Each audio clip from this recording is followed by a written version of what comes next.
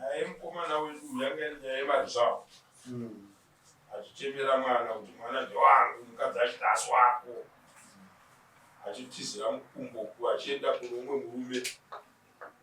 Saka takazovati isusu chiendai kujeni, so vaenda kujeni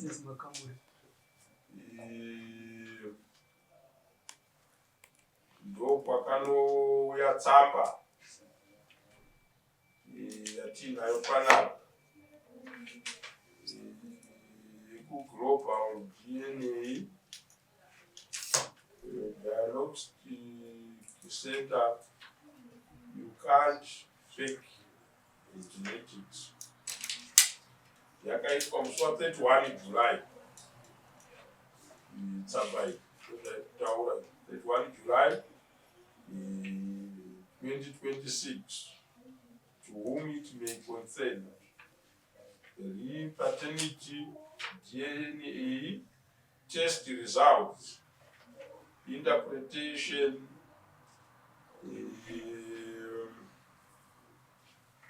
in a paternity test that was conducted between Prince Sitya and Princess Makamule against minor child defect.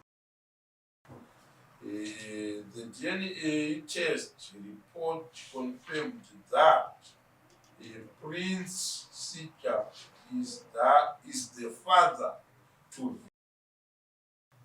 with a probability of paternity 99.99%. Then chishona choticho muchishona tiri kuti Prince Sitya ndivo baba zvisina kupoka. Kind regards Global DNA principal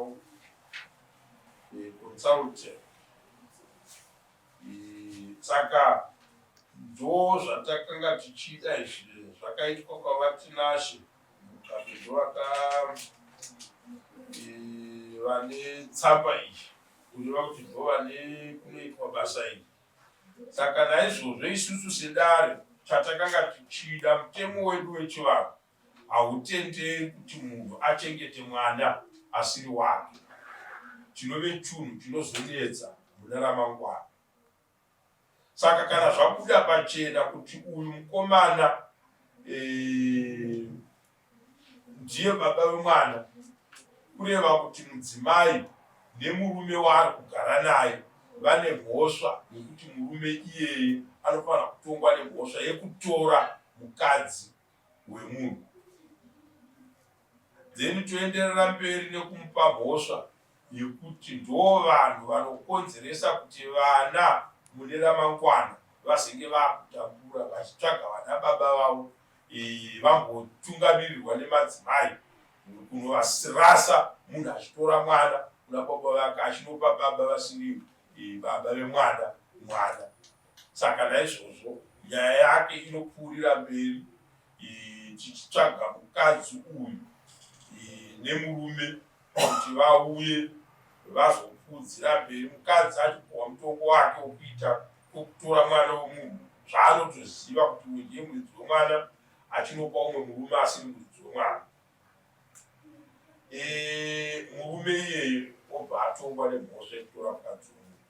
I think kana izvozvo zvatinetsa zvamakuita imusekutari kunyora tsamba kuna mambo ari kudunhu iroro kunogara murume iyeye kuti taita results eDNA aya, murume uyo akatorerwa mukadzi wake nenhariki zvakadai zvinongotsanangura kuti mambo iyeye atibatsire kupfuurira mberi nekusunga nhubu iyoyo.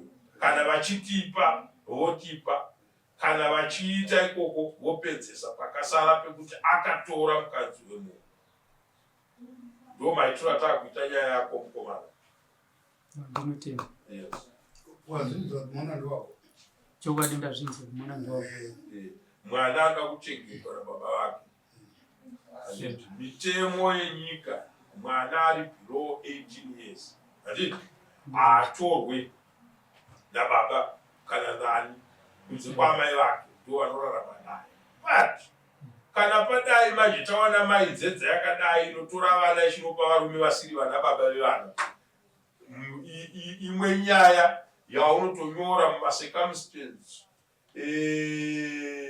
ecustodianship paunenge uchiti iwe ndoda kutora mwana wangu uchikumbira kumatara, unokumbira uchiisa chichemo chako kuti ndakatozonotora mwana neDNA, munhu achiramba achitiza kwandiri nemwana achienda kunopa baba vasirichi.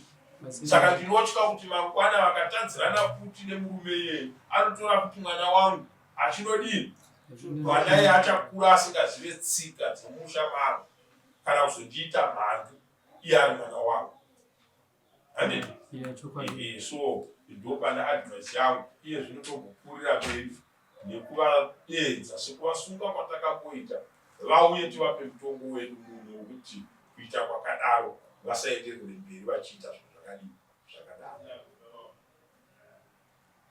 So nyaya yako ndo mapedzero andinoda kuti ndiite nhasi muno, haisi kupera kuti titi isusu tapedza nyaya nemukadzi wako, anofanira kutouya kuzogara pasi apa newe. Handiti? Musi wa29 saka wotsvaga zvifambiso zvokuti mupurisa wedu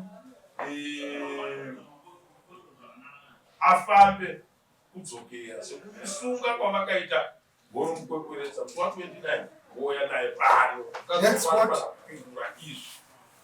Handiti? Vabanjisisa pakanaka manje zauti unozokupa mumaoko mako. Handitika tapedza dare nokuti iye zvino ukaenda nawo tisina kuratidza unyanzvi wokuziva basa sedare hatigone kukupa iwo waakuziva chokwadi chiripo, asi mupurisa wedu paanoenda tinomupa chimwe chinonosvika chichipa upowo hwekuti mune mhosva mukudiwa kudaro. Musi watinopedza musi wa29 handiti wofotokopa maresults aya wosiya edu yerekodi yemudaro, iwe uchitora maresults anu apo uchienda nawo because pakawanda pauchazonoshandisa maresults makawanda pauchazoashandisa maresults api aya. Ikoko kwaunoda kutora mwana wako paunenge uchiapply unototora fotokopa uchiatacha madhikaya uchidii uchishandisa uchidii. Handiti? handizivi ndikumbira kuti ngoverengaonera bado ndudzi. Aiwa uyakubuka ubereke dzokona kuverenga ngavafunda buda ngavona kuti akhulumisa indebele ngavauye wangu